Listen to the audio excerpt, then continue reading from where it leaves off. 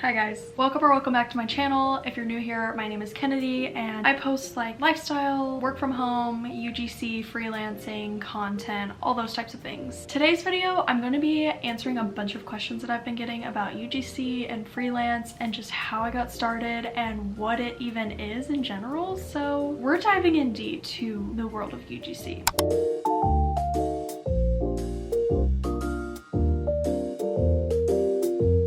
I did make a coffee. Of course. It's good.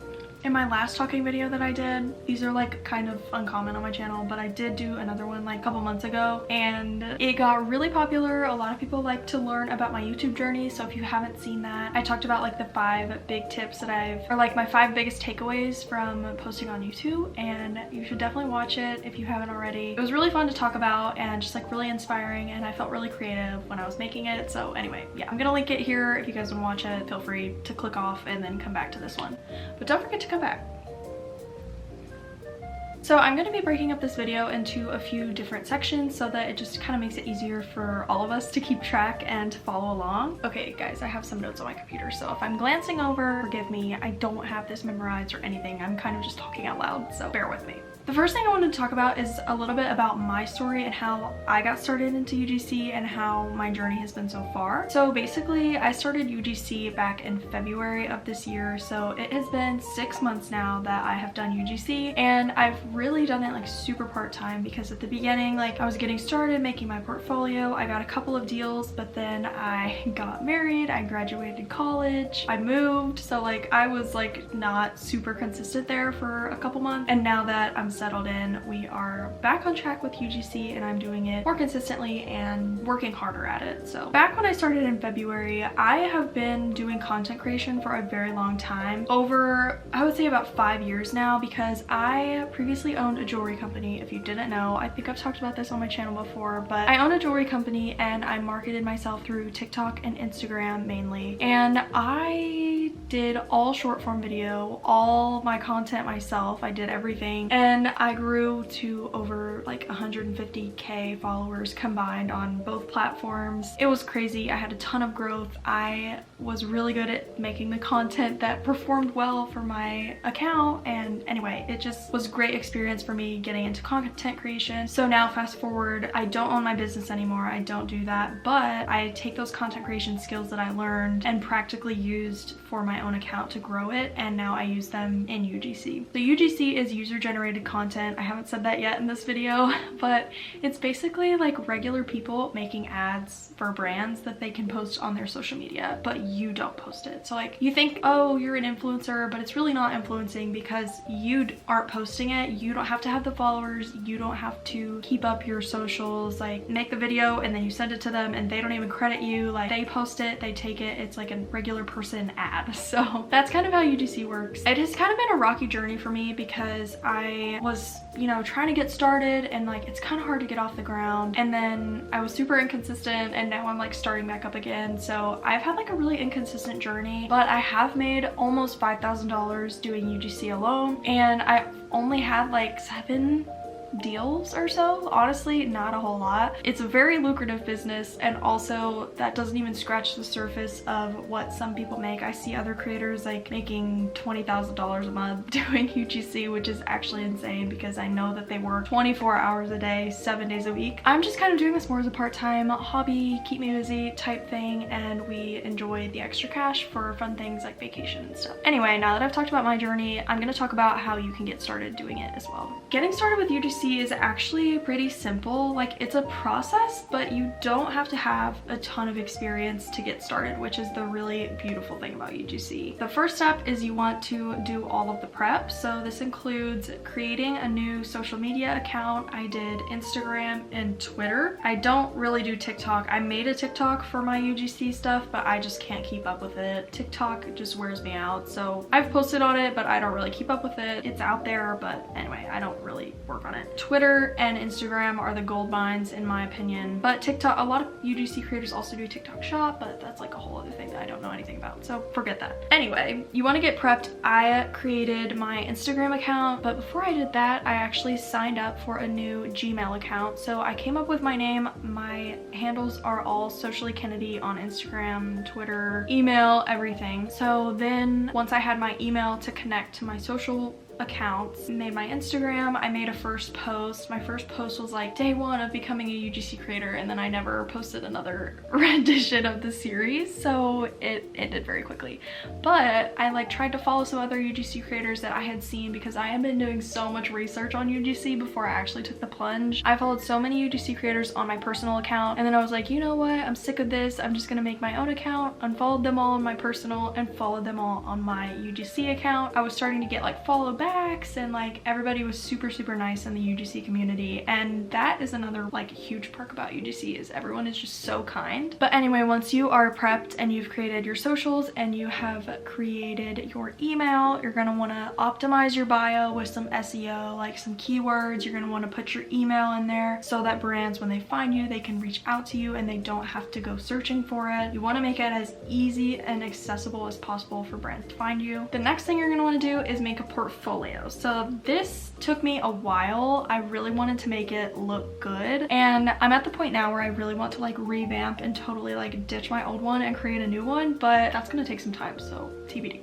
Your portfolio should have an About You section, but the About You section should be focused on the brand, if that makes sense. So like my About Me section, I talk about things that they can resonate with. So I talk about that I'm Gen Z, I'm an army wife, live in the US, a fast turnaround time, an upbeat personality in the delivery of the videos. Like, you want to entice them, not just be like, yeah, back when I'm 22 and I live here and I do this. And you want to like make it short, concise, and tell them how it will benefit them. So like the fast turnaround, upbeat personality, those types of things. That's gonna want them to want you. You're also going to want to put plenty of examples. I think I have like 9 examples in my portfolio. Some people do way more. Personally, I think you don't need a ton. I think you just need your best ones. So you want to import those videos into your portfolio. If you don't have videos, like I had some videos from content creation in the past that I was able to just like plug and chug into my portfolio. But if you don't have examples, you can just film with things around your house. Like I know a lot of people just like went into their bathroom and found some skincare that they love and made a video with it, and that's how they were like gaining experience and gaining videos for their portfolio. So there's a lot of ways to get examples, get experience. You don't have to go like buy a ton of new stuff. Like you can literally use anything in your house. Like I did an example with like a candle that I had laying around. I've done some skincare and like just like the most random stuff, honestly, that I can find that I'm like, oh yeah, this could work. Anyway, you get the gist. Needed a coffee break, just getting thirsty. One other thing I want to say about portfolios is it doesn't have to be perfect. Honestly, don't love my portfolio anymore. I think it's like just very beginner. I'd really love to like revamp it, like I said, and totally like uproot it and just create something completely new. I don't really have the time or desire to do that right now. So anyway, your portfolio doesn't have to be perfect. Mine is certainly not perfect, and I still land deals. So don't worry about it being perfect before you start pitching, but you do want to have like enough examples so that they can get a feel for what your content is like and your editing style, things like that. So now that you are prepped and ready to go, which is step 1, step 2 is going to be pitching. You're gonna want to start pitching to brands, and you're gonna want to start pitching to smaller brands to begin with. I think when I started out, I was like super ambitious and was like pitching to these brands that had way too many followers that I should have been pitching to and didn't get responses from them whatsoever. And now that I look back, I'm like, that is so dumb. Why did I try and pitch to them? Like, it's just funny. Like, you learn, you live and you learn. You're gonna want to find brands on Instagram, Facebook. You can look through the Meta ads library and see what companies are running ads, and that way you know they're using ads or UGC creators, and you know, actively paying them. So that's one way to find brands. Instagram, whenever you're swiping through stories and you see a sponsored post, I always click on the brand, follow them, write it down in my notes to go back and pitch to them later, because if they're actively running ads, you know that they're, you know, kind of using UGC creators. That's the easiest way that it's been for me to find brands. And another way to find brands, I would be super careful with this, is like looking at other creator portfolios. A lot of them have like who they've worked with in the past in their portfolio. Sometimes I like go through that and try and, you know, see if I can find a brand to pitch to from there. But you also don't want to be like stealing other people's brands. Like I wouldn't pitch to every single one on somebody's like page, just because that seems a little fishy. But I mean, I've definitely looked at other people's pages and pitched to like 1 or 2 brands that they've worked with, just because that lets me know, oh, I haven't heard of them, I know they use UGC because they paid this girl, you know, to do it.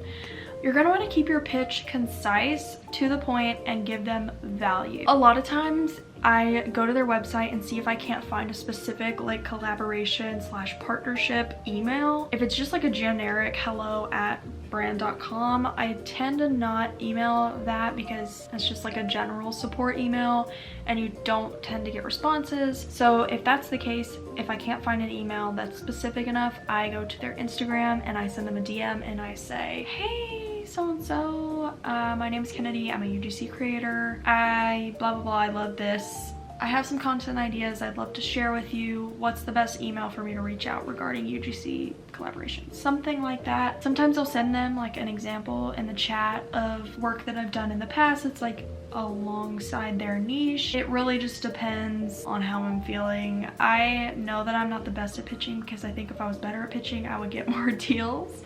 So that's something I'm still working on. So like, don't, you know, take my advice to heart necessarily when it comes to pitching, because I could always grow at pitching. But in my emails, I tend to kind of say the same thing, but then I also give them specific content ideas. I have like a template, and I have a bold statement. I have some specific content ideas / hooks curated for your brand, and then I give them 3 content examples. So I will write out a specific hook that I think is really enticing. I'll write out a concept idea. I'll be like, oh, I think that like a skit style video would go really well for your brand. I give them 3 specific ideas, and then I'm like, if you want to learn more about these ideas or you're interested in them, let me know. I'd love to discuss further with you. And you always end your email with a question, because that kind of gives them a reason to come back. Doesn't leave it quite so open-ended for them to just not respond, even though a lot of them don't respond anyway, but that's a whole other story. But yeah, those are like the best things I could say about pitching, is to just give them value. Don't just be like pitching your services like me, I want to work with you, pay me. You want to talk about how I can help you, how this will benefit you, you know, talk about the brand. The next section I'm going to talk about is equipment. Here's the equipment you need. This is going to be short and concise. You need a tripod and you need a phone. That's it. I personally also use like my laptop and my iPad for certain things like emailing and stuff, but those are totally not necessary. You can do everything on your phone and just like with a tripod. I got a tripod on Amazon. I'll link it in the description. It was like maybe 30 bucks, but it like always goes on sale. It's super durable, super expandable. It's like super tall, and it's just a great beginner tripod if you want something super simple, and it concises down and I can fit it in my purse. So like, it's perfect. That is the one I would recommend, especially as a beginner, because it's cheap and it's really nice, honestly. So other people like use tiny little mics, or like a lavalier mic that they clip on their shirt, or they have like really fancy tripods and lights and like backdrops and green screens. You don't need that as a beginner, I promise. You can start with a tripod and your phone and you'll be just fine, because honestly that's pretty much all I use, and I'm still getting deals. The next section is how to grow as a UGC creator and how to like land these deals. I do want to preface this by saying like I haven't landed the most deals in the world. Like I'm not super experienced, but I did want to share my experience with you guys because I've gotten some questions about it. So like I said, I've gotten maybe, I would say probably 6 to 8 deals myself pitching or getting inbound. Inbounds are when the company emails you. Outbounds are when you pitch to the company. Anyway, that's just like a common term that people use. deals, so I thought I would kind of explain that. So like I said, I haven't gotten the most deals, but the best way to land deals is to stay consistent on your social media and also pitch like a madman. Like if you are showing up and posting on your socials and posting your examples and posting your work, they aren't gonna find you. And if you aren't pitching to other brands, they aren't gonna find you. You have to show up and you have to be consistent. It is not passive income by any means. Like you really do have to work for it, and it is very frustrating, especially at the beginning when you're trying to get your feet off the ground. I think once you like get far enough into it and you have enough experience, a lot of people tend to get like tons of inbounds, but they don't have to pitch as much. But when you're first starting out, like you should know you do have to pitch a lot, and you will not get a lot of responses necessarily. Like sometimes the brands don't respond, which is why it's really important to kind of be picky about the brands that you are choosing to pitch to, because you want to pitch to ones that you think you can work with and you think can get a response. Another thing I wrote down is like you can get on other platforms. So like I actually had a gig on Fiverr, which is a freelancing platform. You basically like set up a gig and people can search for you, search for freelancers. People can purchase a service from you. I've done UGC on there in the past, but the rates are like super low because some people start theirs at like 30 bucks, which is insane because that's like nothing for the work that you do. And also Fiverr takes 20% commission, which is kind of hefty when you also think about taking out money to set aside for taxes. So I don't really sell on Fiverr anymore. I did do like, I would say 5 or 6 deals on Fiverr, and I did end up making like 300 bucks in the grand scheme of things, but I would say it is not, for me, it was never like worth the rate that I was getting. I'm sure if you like grow it, a lot of people have tons of success on Fiverr and like they always get inbounds, they never have to pitch. It just wasn't for me. It wasn't the style that I wanted to do. Anyway, there's also other ones like Upwork, Cohley, C-O-H-L-E-Y. That's another really popular one that like pays pretty well actually. There's one called Brands Meet Creators, Incense, and like there's a ton more UGC platforms that you can kind of like apply to different jobs. I haven't had a ton of success with those, so I tend to just not bother with them. I prefer pitching and emailing just because I feel like that attracts the brands that I want to work with more. I think that's all that I have to say about UGC and freelancing type stuff, but if you have any other questions, my handles are Socially Kennedy on Instagram and Twitter, so you can find me there. DM me, follow along. I post like my examples, I post tips sometimes. I'm definitely more active on Twitter or X, whatever, so I would suggest following me there more so than Instagram. But anyway, the last thing I'm going to talk about is a little bit about YouTube and how I got started on YouTube, because I've gotten some questions about that. So we're gonna switch gears from UGC and we're gonna flop over to YouTube. One of the questions I've gotten is how to generate video ideas, and honestly I just come up with them. Like I don't know how else to describe it. Like I just think, I'm like, I have a video I need to post on Wednesday. What am I doing the couple of days before that I can film? And a lot of times like I just do vlogs, which is kind of easier because you don't have to like have necessarily like an idea. You can kind of just film your day, but you do want to have something in your day that makes it like interesting enough to watch. So I don't know, I tend to just do vlogs and stuff. That's generally like, I try and plan ahead and come up with ideas, and like I do have a running list of video ideas just in my notes on my phone that sometimes if I'm like super out of inspiration, I just go to that and try and pick something from there. Another way you can get some inspiration is from just your YouTube homepage. You can like, obviously they recommend videos that they think you're gonna like, so it's gonna be like similar stuff. You can always pull ideas from there, or they have like a new to you tab on YouTube, so it gives you like creators that you haven't seen their videos before, and maybe that can give you a little bit more like fresh inspiration. But I also try to like hop on the trends, you know, like morning routine, night routine. Everybody loves a good morning routine, so I do have a few of those on my channel and like kind of recycle through those types of videos, and that helps with ideas too. Another question is like how you edit YouTube videos. I have a lot of experience with editing. I was a broadcasting major in college and I just love video editing in general. You can really use anything. I know people that like edit on their phone and use like CapCut to edit YouTube videos. I use iMovie right now, but I am going to upgrade to Final Cut Pro just because it gives me like more features, and I just kind of want to like upgrade my video style a little bit. Some people use Premiere Pro. It's really up to you. I would say iMovie is a great start if you want something free and you want something very user-friendly to begin with. It's just very limiting in the amount of things you can do. So like that's kind of why I'm ready to upgrade now that I'm like posting more consistently and editing more. I want to upgrade to Final Cut Pro to be able to unlock like some other features and stuff like that. But if you guys like really want an editing tutorial, let me know. I'd love to do that. I love editing. I love like all the details in it, sound effects, everything, transitions. So let me know. I could always do one, but I would say start off with iMovie because it's free and it's super easy to understand if you haven't edited before. The last one is how to grow your YouTube channel. I am certainly not an expert on this. I have like 1,600 subscribers, which is so many. Thank you guys so much also, because before I posted my last like talking video, which was like how YouTube changed my life or whatever, I had like 700 something, 800 maybe subscribers, and that is now my most viewed video. It's almost at 10k views and I grew like so many followers. So like thank you guys for following along, and yeah, thank you for being here. It's awesome. I am like halfway to the monetization point, so like you need like 4,000 watch time hours to be monetized, and